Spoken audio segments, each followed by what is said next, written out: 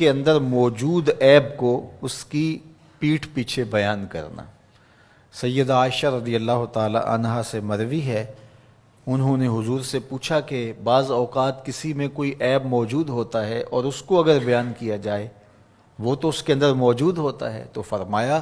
اس کو اگر بیان کیا جائے جو موجود ہوتا ہے یہی تو غیبت ہے، اور اگر موجود نہیں ہے تو بیان کیا جائے یہ تو بہتان ہوگا، جو کبیرہ گناہوں میں سے ایک گناہ ہے۔ اور کسی کے اندر عیب موجود ہو اور اس کو بیان کرنا اور اس کی شرعی ضرورت نہ ہو۔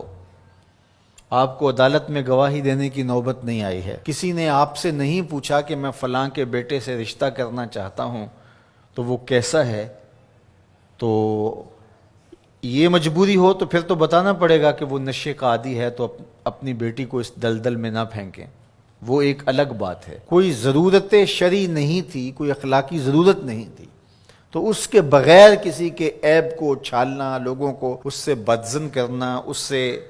نفرت دلانا اور خام خواہ اس کی آبرو ریزی کرنا، یہ سخت جرم ہے اور یہ کبیرہ گناہوں میں سے ایک بڑا گناہ ہے۔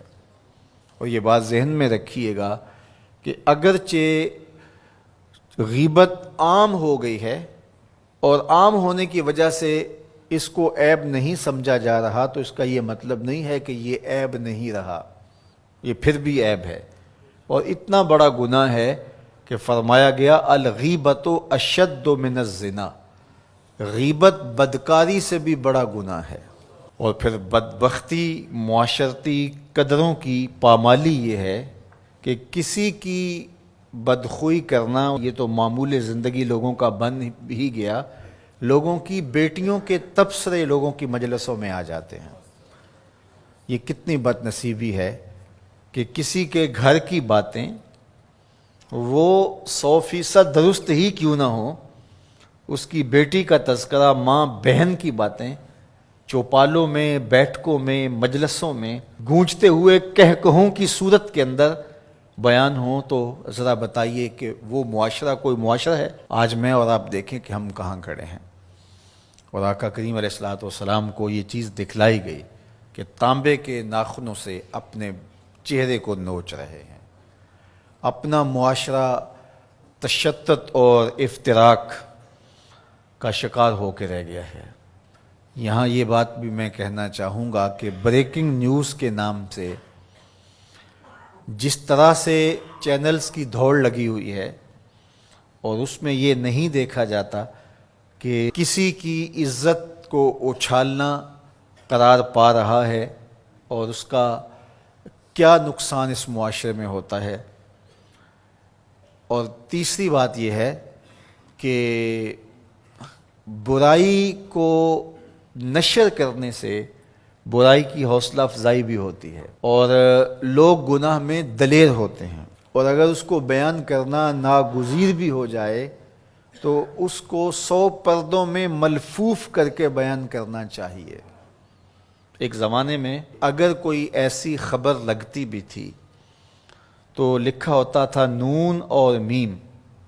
نام نہیں لکھا ہوتا تھا، دونوں قابل اعتراض حالت میں پائے گئے اور پولیس نے موقع پر گرفتار کر لیا۔ تو نون اور میم لکھا ہوتا اور قابل اعتراض حالت، بس یہی ہوتا۔ اور اب یہ بریکنگ نیوز کے چکر کے اندر کیمرہ لے کے اندر گھس جاتے ہیں اور قوم کو دکھا رہے ہوتے ہیں، اور ہم اگر میڈیا پہ آئیں اور دیکھیں تو لگتا ہے کہ معاشرے کے اندر برائیاں ہی برائیاں ہیں، اچھائیاں نہیں ہیں۔ تو میں ایک دفعہ ایک میڈیا کے ساتھی سے کہا کہ نیوز ویلیو صرف برائی ہی کی کیوں ہے، نیوز ویلیو اچھائی کی کیوں نہیں ہے؟ اچھائی کو بیان کیا جائے، برائی کو بیان کرنا مقصود بھی ہو تو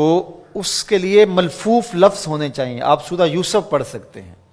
قرآن مجید کا اسلوب دیکھ سکتے ہیں، پوری سورت کے اندر منفی کرداروں کا نام نہیں ہے، چاہے وہ حضرت یوسف علیہ السلام کے بھائی ہوں یا عزیز مصر کی بیوی ہو، ان کا کنایے سے ذکر کیا گیا۔ اور جو مثبت کردار تھے، سورہ یوسف اٹھا کے دیکھیے، بار بار یوسف صدیق کے لفظ آ رہے ہیں، یوسف یوسف کی پکار آ رہی ہے، حضرت یعقوب کا ذکر آ رہا ہے۔ اللہ اکبر۔ تو اچھے کرداروں کو ابھارا جائے اور برے کرداروں کا ذکر کرنا بھی ہو تو ملفوف طریقے سے، تو معاشرے میں صالحیت پیدا ہوتی ہے۔ لیکن جب ہمارا مقصود ریٹنگ ہو، ہمارا مقصود پیسہ ہو، ہمارا مقصود بیرونی نادیدہ ہاتھوں کا ایجنڈا ہو، تو پھر ہم ہوش و حواس میں نہیں ہوتے، پھر جو ہم سے کروایا جاتا ہے ہم وہی کر رہے ہوتے ہیں۔ یہ بد نصیبی ہے اور یہ دردناک کہانی ہے